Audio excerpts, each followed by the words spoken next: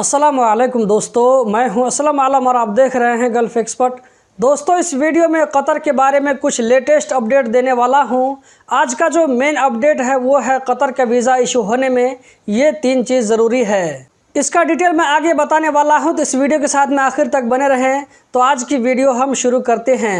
MOI ने अपने Twitter account के ज़रिए बताया है कि सिविल डिफेंस ने अल मरखिया के इलाके में कार में लगी हुई आग पर काबू पा लिया है। इसमें किसी तरह का कोई जानी नुकसान नहीं हुआ है। आज का जो अगला अपडेट है वो है वकूद की तरफ से। वकूद की तरफ से कहा गया है कि अल-वकरा फाहिश स्टेशन यानी जहां पर गाड़ी का टेक्निकल इंस्पेक्शन करवाते हैं इस्तेमारा को रिन्यू करने के लिए, तो अल-वकरा फाहिश स्टेशन में गाड़ी का टेक्निकल इंस्पेक्शन के लिए पहले से अपॉइंटमेंट लेकर के आना होगा। 1 अगस्त से ये रूल लागू हो जाएगा।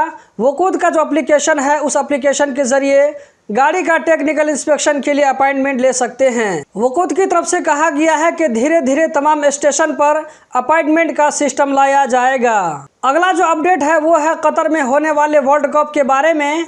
वर्ल्ड कप में सिक्योरिटी को मजबूत करने के लिए इस बार साउथ कोरिया की मिलिट्री पुलिस भी पार्टिसिपेट करेगी। वहाँ की मिलिट्री पुलिस की एक्टिविटी को वर्ल्ड में माना जाता है। कतर एयरवेज की तरफ से कहा गया है कि वर्ल्ड कप 2022 में पार्टिसिपेट करने के लिए ट्रैवल पैकेजेस को और भी बढ़ाया जाएगा, क्योंकि इसकी डिमांड ज़्यादा हो रही है। इसके बारे में किसी तरह की जानकारी हासिल करने के लिए स्क्रीन पर नज़र आने वाले लिंक पर जाकर के आप विजिट कर सकते हैं, क्योंकि इसकी डिमांड बढ़ रही है। इस पैकेज के बारे में जानकारी हासिल करने के लिए स्क्रीन पर जो आपको लिंक नज़र आ रहा है इस पर आप विजिट कर सकते हैं और इसके बारे में आप इसको परचेज कर सकते हैं। आज का जो सबसे अहम और इम्पोर्टेंट अपडेट है वो है कतर वीज़ा के बारे में। आप स्क्रीन पर देख सकते हैं, ये कतर वीज़ा सेंटर इंडिया का वेबसाइट है। ऊपर में आपको एक मैसेज स्क्रॉल करता हुआ नज़र आ रहा होगा। इसमें लिखा है कि 1 जून से एप्लीकेंट यानी जिनका वीज़ा निकला हुआ है और वो कतर वीज़ा सेंटर में मेडिकल के लिए आने वाले हैं, तो उन लोगों के वीज़ा में 3 नाम होना चाहिए। गिवन नेम, सर नेम और एक फैमिली नेम।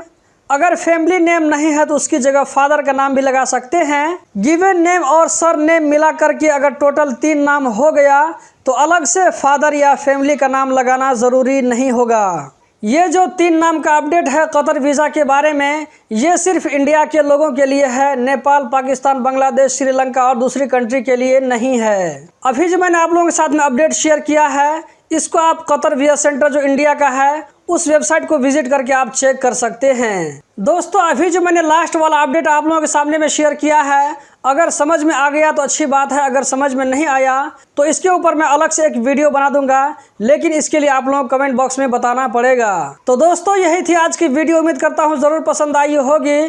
कतर के बारे में रोज़ाना इसी तरह की इन्फॉर्मेटिव वीडियो देखते रहने के लिए इस चैनल को सब्सक्राइब करें, बेल बटन को भी ऑन कर लें ताकि आपको आने वाली हर वीडियो की नोटिफिकेशन मिल सके। इस वीडियो को देखने का बहुत बहुत शुक्रिया।